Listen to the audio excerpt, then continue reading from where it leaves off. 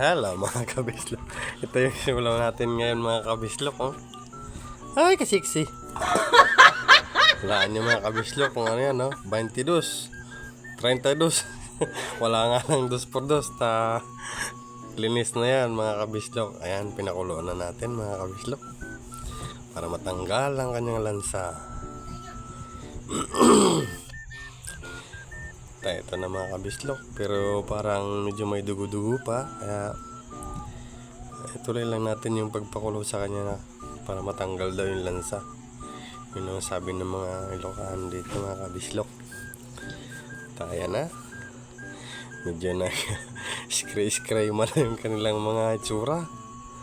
Ayun mga kabislok. Pero medyo na overcook ata. Nakadikwatro na yung iba mga. Ito mga kabislok. Lagyan na natin ng crispy fry para sa mga bata. Ulamin nila yan mga kabislok. Mahilig din sila sa mga exotic mga kabislok. Ayun na, nilagyan ko ng crispy fry para masarap. Nagpainit na tayo ng mantika sa kawali.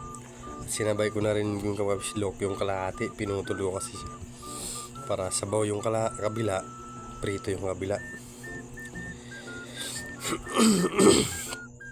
Ayan na mga kabislok, niluto ko na ang kanyang mga masil na mga hita. Ayan na mga kabislok. Hindi mo na maintindihan, may naka-D4, may naka-D-kongkong. Ito na yung pinapainitan ng kabislok, yung kanyang katawan. Ayan. Iksa lang natin yan. Lagyan ko na ng ampalaya pa rin yan mga kabislok. Nasanay na tayo dun sa mga luto nila na ampalaya ang ginagamit. Nakuha na natin yung mga panlasa ng mga Ilocano. Tatayan, pinirito ko na yung mga ulam ng mga bata natin mga kabislok. Nakaready na. Natatawa ko dyan mga kabislok. Hindi naman nakatanday-tanday na yung iba mga kabislok. Ganyan talaga pag piniprito ang mga tukak, yung tawagin sa Ilocano. Ito, masarap na kulay. Nag golden brown na yan mga kabislok.